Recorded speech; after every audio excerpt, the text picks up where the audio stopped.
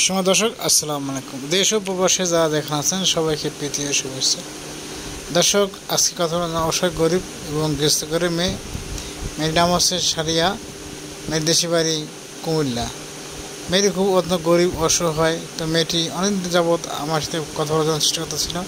তো মেয়েটি আজকে নাম্বার পেয়ে আমার সাথে কথা বলার মেয়েটির জীবনের গল্প আমার সাথে তুলে বলেন ভাই, আমার কষ্ট করতে ধরেন, আপনাদের সামাজিক মানুষ আমার কথাগুলো একটু তুলে ধরেন। তো আজকে আসে আপনাদের মাঝে একটু মেয়েটির জীবনের কথা বলার জন্য। তো মেয়েটির নাম হচ্ছে সারিয়া, দেশের বাড়ি কুমিল্লা। মেয়েটির বাবা নাই, মা আছে। খুব কষ্টে দিন চলতেছে।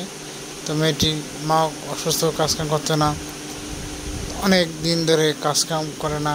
মা অসুস্থ, কেন চলবে, কেন ছোটো একটা বোন আছে, বোনরা মাদ্রাসায় পড়াশোনা করায়। তো মেয়েটি খুব কষ্টের দিন চলতেছে। তো মেয়েটি একটা ট্রেনে বেশি কাজ করে, অনেক কাজ শিখছিল, ছোটো থেকে কাজ শিখে আসছিলো। তো মেয়েটির বাড়ি থেকে 1-1.5 কিলো দূরে একটা হাট আছে, গ্রাম বাজার। সেখানে ওই ওর বোন পরিচিত বোন আছে, চাচাতো বোন। সে ওই পাশে একটা মেশিন নিয়ে একটা দোকান দিছে। সেখানে আরও মেয়েরা 5-7 জন মেয়েরা আছে, কাজ করে, ওই সাথে কাজ করে। মেয়েটি দেখা দৈনিক 300, 400, 250, 350 এরকম টাকা হয়। দেখা যায় ওই টাকা অর্ধেক টাকা মেয়েরকে দেয়, অর্ধেক টাকা ওই ওর আপা আছে যে দোকান মালিক, সে রেখে দেয়। কারণ দোকানে ভাড়া, দোকানে মেশিনের খরচ, তখন কাউসুর আছে, টাকা রেখে দেয়। তো বাকি টাকা যা পায় সে মেয়েকে নিয়ে আসে। তো মেয়েটি সকালবেলা কাজকাম করে, মাকে দেখাশোনা করে, রান্নাবান্না করে মাকে খাওয়ায়, তারপর আসে। তো আসার সময় মেয়েটির ছোটবোন মাদ্রাসা পড়ে। তো মাদ্রাসা দিয়ে আসে, এসে কাজ করে, 8টার দিক দিয়ে কাজ করে দুপুরে লাঞ্চ বেরো দেয়, 1টা-2টার দিক দিয়ে লাঞ্চ করে আবার কাজ করে 5টা কাজ করে আবার আসার সময় মেয়েটির বোনকে মাছ চলে নিয়ে আসে। মেয়েটির মার জন্য ওষুধ কিনে আসে, আইনে মাকে দেখাশোনা করে খাওয়া দাওয়া করায়।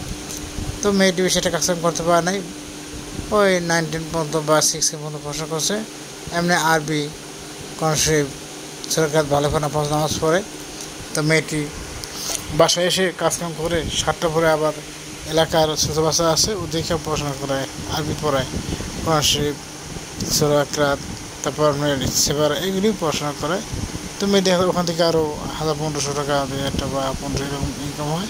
আর ওখানে আবার 3-4 টাকা এটা দিয়ে মেয়ের ছোটো বাবা দেয়, বাসা দেয়।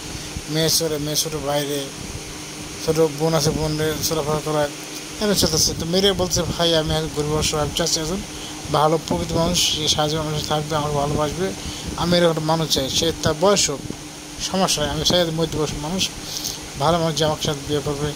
আসলে অনেক মানুষ প্রবাসী চলে গেছে, বিয়ে করতে পারতেছে না, দেশে আসতে পারছে না। এরকম যদি নাম্বার ভাই ভালো হয়, আমার ইমন আমার দেওয়া আছে, এই নাম্বারের সাথে দোয়া করে কথা বলবে, কি খারাপ মতো করবে না, এরকম যদি প্রকৃত ভালো মানুষ পাই, তাহলে আমি বিয়ে করবো। আমি বিয়ে করতে চাই ভাই, আমার জীবন নিয়ে কোনো অহংকার নাই।